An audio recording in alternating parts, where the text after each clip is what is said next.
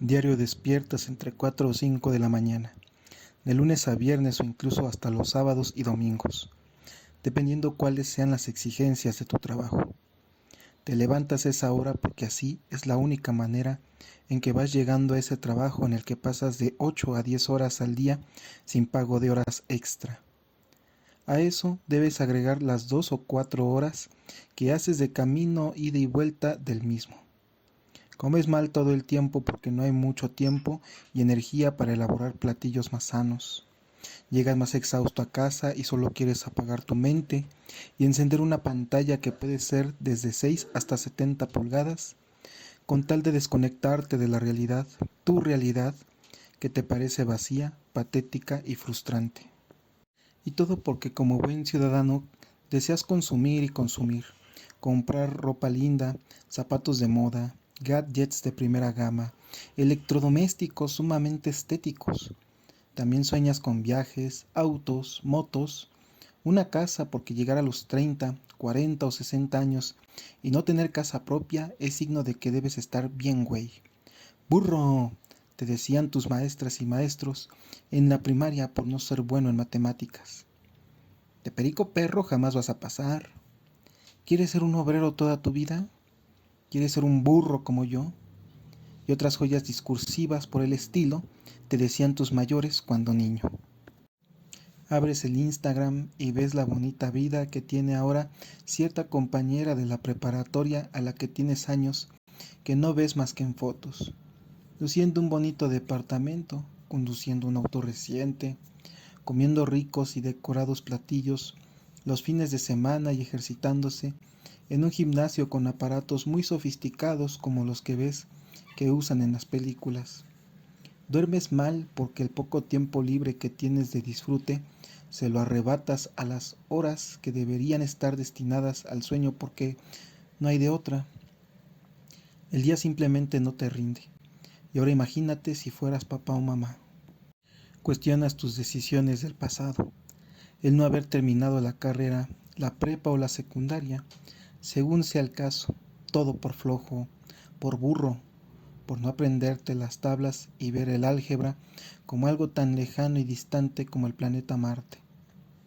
Olvidas que para ti la primaria fue siempre algo terrorífico, con compañeros y compañeras que te agredían, con profesores o profesoras que igual se burlaban de ti o te exhibían solo porque tu mamá no podía ir a las juntas en tiempo y forma por estar trabajando. Al final, hasta en tu casa te agredían, todo por culpa de ser tan burro en la escuela. ¿Siempre ignoraste que el maltrato ejercido por mamá o papá o por ambos obedecía mucho en parte porque ellos necesitaban descargar su furia y frustración por pasarse la vida contando hasta el último peso con tal de llegar a la quincena? Que eran adultos frustrados como tú lo eres hoy, porque antes fueron en muchos casos niños y niñas maltratadas por no ser tan abusadas con los números, por no mencionar a los que fueron objeto de abusos y violencias peores. No sabes qué será de ti el día de mañana. No tienes seguro social, ni esperanza de conseguir un mejor trabajo con prestaciones. Lo más seguro es que no tengas jubilación alguna y solo puedes saber a ciencia cierta que pasarás hasta tu último año de vida trabajando porque no te queda de otra. Intentas ahorrar, deseas ahorrar, lo logras, pero ese raquítico ahorro que obtienes se te va como agua cuando ves que debes adquirir un nuevo refrigerador o estufa, indispensables para conservar tu comida, o bien enfermas, te accidentas, y ahí también se te pueden ir esos magros ahorros que tanto te costaron.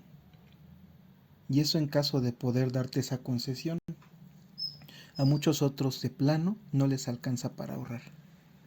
¿Te sentiste identificado con todo o algo de lo anterior?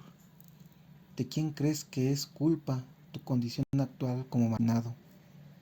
Quizás seas de los que dices, no, en absoluto me siento identificado. Yo trabajo duro, emprendo para no andar estirando la mano a un patrón y no depender de nadie. Yo soy mi propio patrón.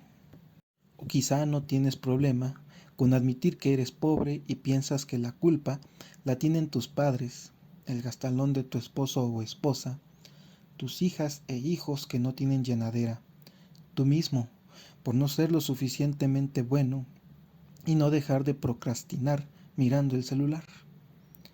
Cualquiera de las respuestas que diste, si fue alguna de las anteriormente descritas, están equivocadas. La culpa no solo es de tus padres, de tu familia o tuya. La culpa recae en mucha mayor proporción de lo que imaginas en el sistema económico y social en el que vives. Se le conoce como capitalismo y se le conoce como tal porque en él el valor mejor valorado socialmente hablando, valga la redundancia, es el capital como motor de la economía y de la sociedad en general. ¿Qué es el capital? El capital es el conjunto de bienes, es decir, dinero, maquinaria, transporte, herramientas, todo lo que sabes que implica el funcionamiento de una fábrica o empresa. El fin último que persiguen los capitales como tal es el de aumentar sus ganancias mes con mes y año con año de forma ilimitada. Quizá te haya sonado muy obvio lo anterior, mirando al capital como un modesto negocio de barrio o puesto del tianguis, cuyo fin natural es proveer ganancia a su dueño y contar así con un medio honesto de ganarse la vida. Pero bueno, esa comparación se queda corta si tomamos en cuenta que un gran capital para funcionar requiere algo más que al dueño de dicho capital. ¿De qué crees que depende en mayor medida un capital para poder funcionar y generar ganancias? Responderás, obvio, de la inversión del mismo capital. Claro, no faltará razón, pero ¿es acaso que esa maquinaria, transporte, herramientas, locales, etcétera, se mueven solos? Sería encantador ver a las mercancías o servicios moverse a sí mismos, a eso que conocemos como mercado, pero no. Precisa de la mano de obra para poder moverse al mercado. Básicamente, sin mano de obra el capital, sea grande o pequeño, no funciona. Precisamente quienes trabajamos para una empresa, fábrica, local o negocio, somos la clave para que la mercancía y sus servicios sean ofertados. Ahora bien, el gran capital necesita de mano de obra mal pagada para que su dueño vea ganancias significativas. Es a costa de salarios mal pagados que se posibilita a los grandes capitales eficientar su volumen de ganancias. El salario y las prestaciones laborales son de las cosas que mayor detrimento tienen en el capitalismo de nuestros días. Y muchos, en vez de problematizar el porqué de dicho atropello, ven en nosotros los asalariados a sujetos a los que las empresas o comercios nos hacen un favor al darnos empleo. Probablemente ni con todo esto que acabo de exponerte te convenzas de que el problema real es el capitalismo y pienses que es justo que el dueño de dicho capital reciba toda la ganancia, porque es suya, al fin y al cabo. Pero ¿por qué insistimos en ver las cosas así? Es decir, en seguir naturalizando el hecho de que unos merecen más que los otros solo por haber nacido ricos. La respuesta es sencilla, la ideología. La ideología es el marco conceptual con el que comprendemos y nos explicamos el mundo. Todos tenemos una ideología. No nos libramos tan fácilmente de ello, por muy libre pensadores, críticos o ignorantes que nos percibamos.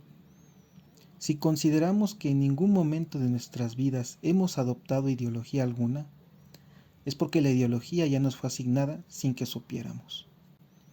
Louis Althusser, filósofo francés estructuralista, entiende a la ideología como algo que está vinculado al poder y al establecimiento de estructuras que actúan como agentes represivos. Algunos creen que el poder es cosa que solo pertenece a los políticos. No hay idea más ingenua y simplista que esa. El poder no solo es cosa de políticos, es cosa también de los grandes capitales, y más en el contexto actual en el que el capitalismo está tan globalizado. La ideología que sostiene los grandes argumentos del capital para ser lo que es el liberalismo. El liberalismo es una doctrina filosófica que promulga la libertad individual y la igualdad ante la ley de los individuos. lo que en su apartado como ideología económica tiene como consecuencia la defensa de la propiedad individual, la iniciativa privada y el libre mercado. Hoy lo que tenemos como orden social y económico vigente es el neoliberalismo, su forma evolucionada que lo único que propone como novedad es que el Estado intervenga cada vez menos en asuntos de economía. Probablemente te suena muy bien lo anterior, tener la libertad individual de tener negocio, de ser propietario de tu casa, es razonable, pero pregúntate, ¿qué tan real es esa libertad para montar un negocio o de hacerte de tu casa? Si lo anterior te parece un tanto lejano y sientes que debes encomendarte a Dios para lograrlo, ahora imagínate qué tan lejana es la posibilidad de prosperar con un negocio o empresa propia. Capital y política son polos de poder que confluyen en negocios, y la prosperidad de los mismos depende de sus relaciones entre ellos mismos y entre sí mismos. Es como ver una nueva versión de la realeza europea medieval, donde el poder y la riqueza se heredaba de los padres a los hijos por generaciones. ¿De dónde crees que pueda venir la ideología en la cual estás formado? La familia, la religión que profesas, la clase social a la que perteneces, te guste o no, y, sobre todo, a los medios de comunicación y entretenimiento que consumes. Consultas redes sociales que pertenecen a grandes consorcios comerciales. Consumes series y películas producidas, en su mayoría, por grandes empresas de entretenimiento. Incluso la forma en que estudiamos y se nos evalúa la calidad de nuestra economía, educación y democracia proviene de valores económicos alineados al gran capital privado. Cuestiones como la responsabilidad social, la libertad, la democracia, la igualdad, la educación, la salud o la alimentación son cosas propuestas por intereses en su mayor medida empresariales y con fines de lucro. Date cuenta que tus valores son dictados en su mayoría por el capital, que eso que significa ser alguien en la vida va vinculado a logros y metas individuales que deben ser cumplidas incluso por encima de depredar más y más los recursos limitados de un planeta y en detrimento de nuestra propia supervivencia como especie. No es malo per se el consumir. La cuestión es el precio que estamos pagando por consumir.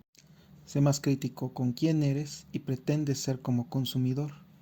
Encontrarás que seguramente deseas más de lo que en realidad requieres y a costa de lo que sea, incluso de explotar al ser humano al lado tuyo.